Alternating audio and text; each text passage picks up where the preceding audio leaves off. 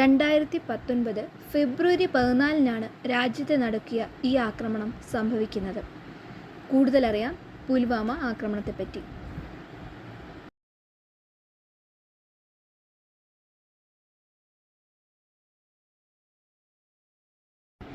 ജമ്മു കാശ്മീരിലെ പുൽവാമ ജില്ലയിലെ അവാന്തിപുരയ്ക്കടുത്ത് സുരക്ഷാ ഉദ്യോഗസ്ഥരുമായി സഞ്ചരിച്ചിരുന്ന വാഹനങ്ങൾക്ക് നേരെ 2019 ഫെബ്രുവരി 14-ന് ഈ ആക്രമണം ഉണ്ടാകുന്നത് ഉച്ചകഴിഞ്ഞ് ഏകദേശം 3:15 78 വാഹനങ്ങളിലായി 2547 സൈനികർ ഉൾപ്പെട്ട സൈനിക വ്യൂഹം സഞ്ചരിച്ച അതേ വഴിയിൽ ഒരു മാരുതി ഇക്കോ കാറിൽ സഞ്ചരിച്ച് പിന്നീട് ജമ്മു ശ്രീനഗർ ഹൈവേയിൽ എത്തിയപ്പോൾ സ്ഫോടക വസ്തുക്കൾ നിറച്ച ഈ കാർ CRPF വാഹനവ്യൂഹത്തിലെ 5-ാം നമ്പർ ബസ്സിലേക്ക് ഇടിച്ചു കയറി തൽക്ഷണം പൊട്ടിത്തെറിച്ചാണ് ഈ മാരകമായ അപകടം സംഭവിക്കുന്നത്. അപകടമുണ്ടാക്കിയ ഈ കാറിലുണ്ടായിരുന്നത് 200 കിലോഗ്രാമോളം ഭാരമുള്ള IED അഥവാ ഇംപ്രൊവൈസ്ഡ് എക്സ്പ്ലോസീവ് ഡിവൈസ് സ്ഫോടക വസ്തുക്കളാണ്. ഇതുകൂടാതെ പാകിസ്ഥാൻ ജമ്മു അതിർത്തിയിലെ ഹീരാനഗർ സെക്ടർ വഴി 2018 മാർച്ചിനും മെയ്ക്കുമിടയിൽ 3 തവണയായി പാക് തീവ്രവാദികൾ കടത്തിക്കൊണ്ടുവന്ന 35 കിലോ RDXും സ്ഫോടക വസ്തുക്കളിൽ ഉൾപ്പെടുന്നു. ജെയ്ഷെ മുഹമ്മദ് ഭീകര സംഘടനയിലെ അംഗമായ ആദിൽ അഹമ്മദ് ഖാനാണ് പുൽവാമ ആക്രമണത്തിൻ്റെ മുഖ്യ സൂത്രധാരൻ. ഇതാദ്യമായല്ല അവർ ആക്രമണത്തിന് പദ്ധതിയിടുന്നത്. ഇതേ വർഷം, അതായത് 2019 ഫെബ്രുവരിയിൽ തന്നെ ഫെബ്രുവരി 6-നും സമാനമായ ആക്രമണ ശ്രമം ഈ സംഘം നടത്തിയിരുന്നു.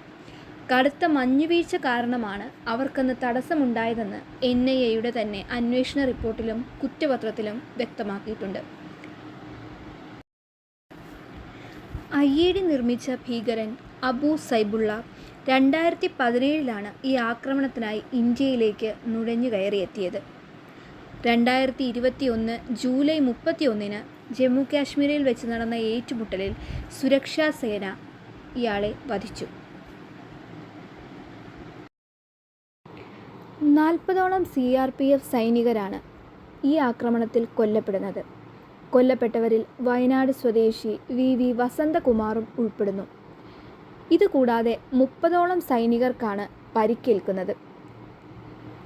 ആക്രമണം നടത്തിയ ജെയ്ഷെ മുഹമ്മദ് സംഘടന 2018 ഡിസംബർ മുതൽ തുടങ്ങിയ ആസൂത്രണത്തിൻ്റെയും പരിശീലനത്തിൻ്റെയും ഫലമായാണ് ഈ ആക്രമണം നടത്തിയത്. ആക്രമണത്തിനായി 2019 ജനുവരിയോടുകൂടി തന്നെ അവർ കാർ വാങ്ങി പരിശീലനം ആരംഭിച്ചിരുന്നു.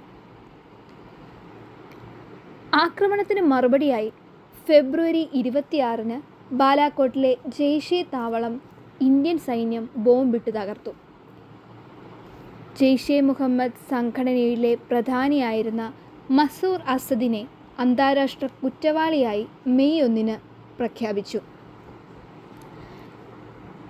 അന്വേഷണം നടത്തിയ NIA 2020 ഓഗസ്റ്റ് 25-ന് 13,500 പേജുള്ള കുറ്റപത്രമാണ് ജമ്മു കാശ്മീർ കോടതിയിൽ സമർപ്പിച്ചത്.